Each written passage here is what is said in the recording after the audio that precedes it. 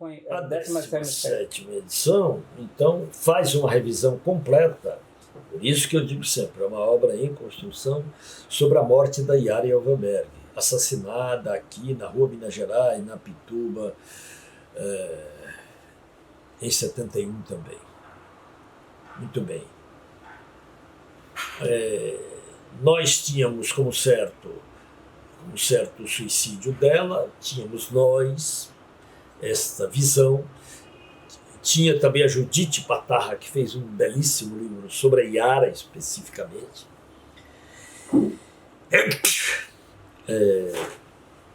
E depois, pesquisas aqui, acolá, conversas, fontes. Conversei demoradamente com o irmão da Yara, o Samuel Elvenberg. Contamos o episódio da retirada dela da ala dos suicidas no cemitério israelita lá de São Paulo e mostramos que ela de fato foi assassinada, que era uma correção. E tem dados, elementos, circunstâncias para mostrar que ela foi assassinada, laudos de legista e tudo, né? Então o livro, essa 17ª edição é outra, e já tomamos o cuidado de colocar as referências no final do livro, referências nesse sentido, referências bibliográficas no final do livro. Não há nota de pé de página, não há nada disso. O texto se basta a si mesmo. O pesquisador que fizer a leitura saberá que aquilo foi publicado no Estadão, foi ali, foi acolá, e outra coisa terá que, de alguma forma, terá que ir atrás, porque não está cada elemento referenciado. Quer dizer, a entrevista do Oderico é a entrevista do Oderico. Aí há que haver a confiança no jornalista. É claro que o pesquisador mais rigoroso, científico e tal, não necessariamente vai querer confiar em mim, então vai atrás do Oderico, né? E não foram poucas as vezes, centenas de pessoas que me procuravam para outras trilhas, né? Porque um livro desse ele abre um continente para pesquisadores, para outras teses, livros, pesquisas, matérias e tudo, que foi o que ocorreu. Nós nos tornamos, daqui eu, referências fundamentais quando se tratasse do caso Lamarca.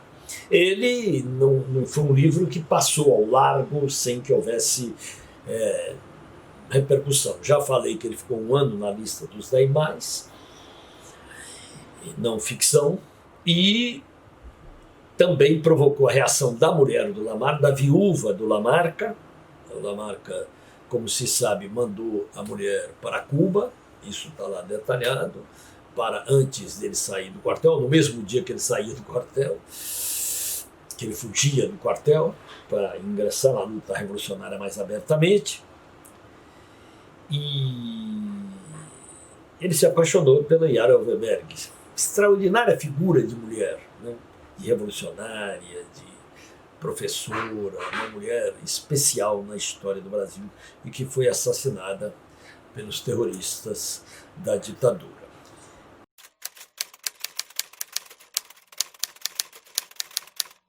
Olha, são atividades distintas, né? A atividade do historiador é uma, do jornalista é outra, por evidência. Estou dizendo uma obviedade, mas às vezes a obviedade é necessária.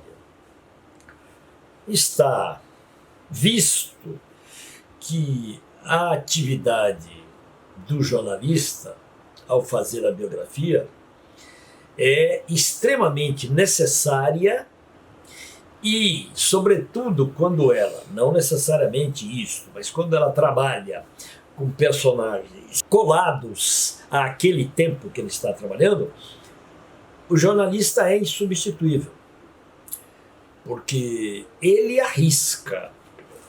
Quem quiser fazer a crítica do risco que o jornalista corre, pode fazer. Mas ele arrisca conscientemente e de modo responsável. vai atrás dos fatos, cerca de todas as maneiras, levanta o que pode levantar e até o que não pode, faz um esforço extraordinário para cercar o seu, vamos chamar assim, né, que eu nem gosto, o seu objeto, e depois exercita, se quiserem, a sua veia literária também. Há uma fronteira borrada entre a literatura e o jornalismo, entre a biografia feita por jornalistas e a literatura. É evidente que há, certamente, duas biografias sobre o mesmo personagem não serão iguais. O jornalista, ele constrói personagens. Vou além para ousar um pouco mais. O historiador também constrói personagens. A pretensão de uma história absolutamente fria, a pretensão de uma história cientificamente comprovada, é uma pretensão vã. A busca da verdade é a obrigação do historiador e é permanente, como a busca da verdade é uma obrigação do jornalista. Agora, o jornalista, pela característica do seu trabalho, ele está disposto, até pela sua, vamos chamar, eu também não gosto da palavra pela sua técnica, ou pelas técnicas que ele aplica, ele está mais livre, né?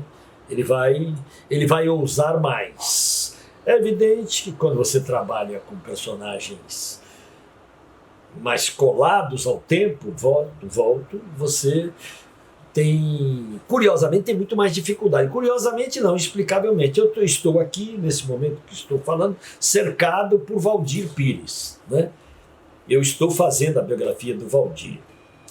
Vocês não têm ideia da dificuldade que é fazer a biografia de um personagem que está vivo, né?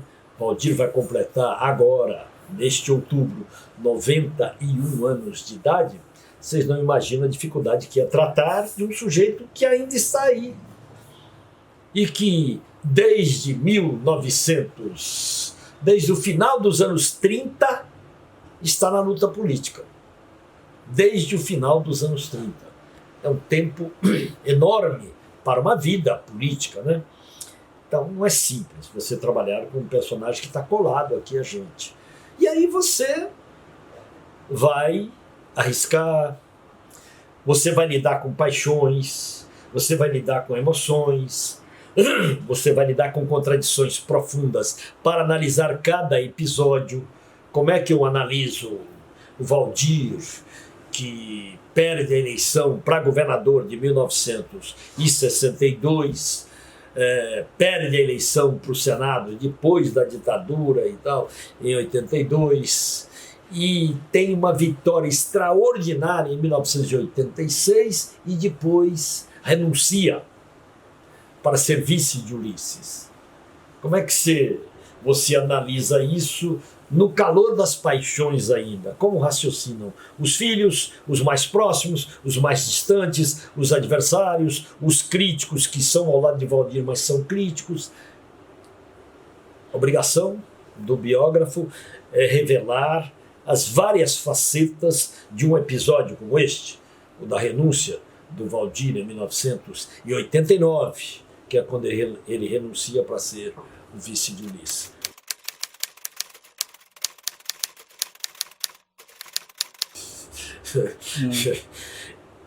Para mim é um sofrimento. Eu devo revelar que trabalhar com as normas da ABNT para mim é um tormento, uma tortura, e eu quero simplificar isso. Os historiadores, os cientistas terão a obrigação de utilizar isso.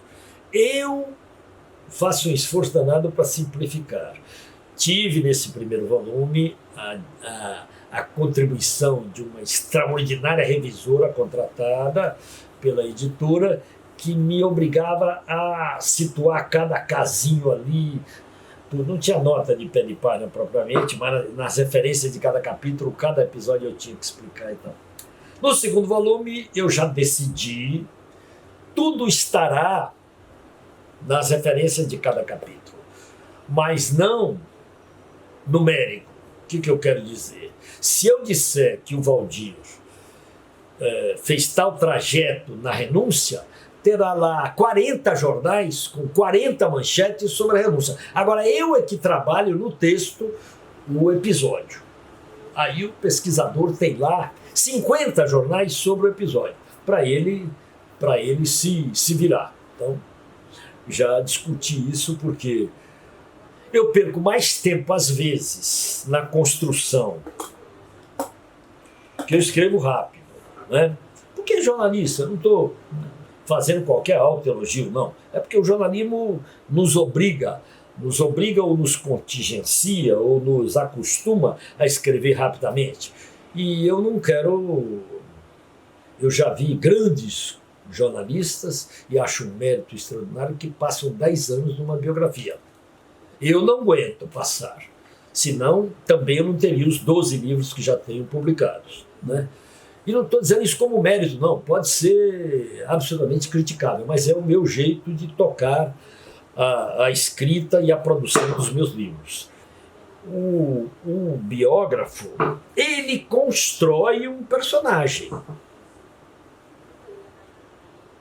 Esse positivismo de achar que os fatos brutos, o jornalismo também tem essa tese, às vezes, absolutamente equivocada, que você pega os fatos brutos existentes na história ou na sociedade e transpõe para o texto. Isso é um equívoco brutal. Texto é interpretação. Jornalismo também é interpretação. E a história também é interpretação. Quantas versões existem hoje sobre a Revolução Francesa? Ou sobre a Revolução Russa? Ou sobre a Revolução Chinesa? Ou sobre a Revolução Cubana? Elas estão concluídas quanto ao seu exato acontecimento? Ou essas revoluções, eu estou citando esses episódios, são também fruto da interpretação do autor que se debruça sobre elas, historiador ou não? Tanto que muitos historiadores podem...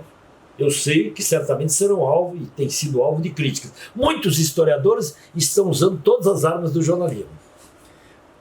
Pegando personagens, Dom João VI, Dom Pedro I, Dom Pedro II. Não tem, está cheio aí, aliás, né, de historiadores que compreenderam que estão construindo personagens. Não necessariamente eu estou dizendo que construir personagens tem nada a ver com irresponsabilidade, mas tem a ver com a intervenção do sujeito que escreve. O sujeito que escreve não é um ser, volto a dizer, que vai lá na mina, pega as pedras e coloca as pedras preciosas da realidade e coloca as tais e quais foram encontradas. Isso não existe. Existe a interpretação do autor e, portanto,